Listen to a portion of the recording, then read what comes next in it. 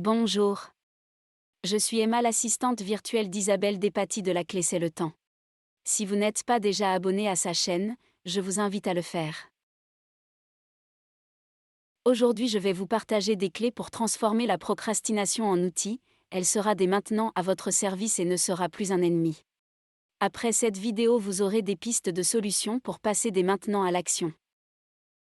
D'abord, il faut connaître la cause de notre procrastination. Est-ce que la tâche n'est pas importante pour nous? Est-ce que la tâche manque de sens? Est-ce qu'il nous manque un élément avant de commencer? Est-ce que l'environnement n'est pas propice? Les causes de la procrastination sont diverses, mais elles jouent sur 3 fronts. Les éléments qui constituent la longueur d'onde. Et pourquoi? C'est qu'une tâche se doit d'être sur la même longueur d'onde que nous.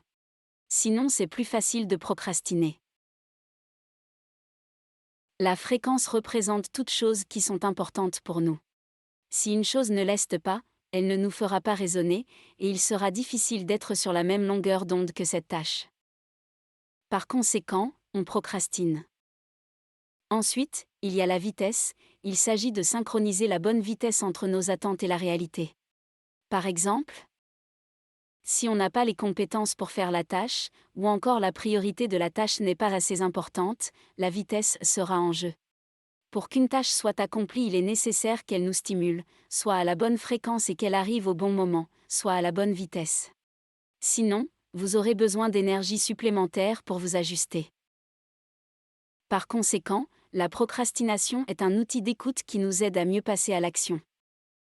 Soit en s'assurant que la tâche est importante pour nous, soit en s'assurant qu'elle est organisée au bon moment.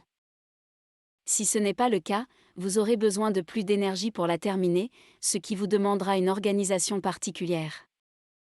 L'énergie est donc le 3e élément à prendre en considération lorsque l'on procrastine.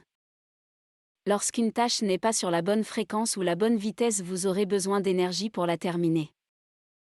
Par conséquent, vous aurez besoin de trouver des solutions. Par exemple, de commencer par cette tâche en début de journée lorsque vous avez le plus d'énergie, soit en vous trouvant le meilleur environnement pour la compléter. En conclusion, la procrastination n'est que le reflet d'un désalignement.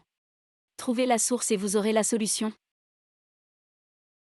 J'espère que ça vous a plu et je vous invite à vous inscrire à cette chaîne et à aller lire le blog lacléc'estletemps.com.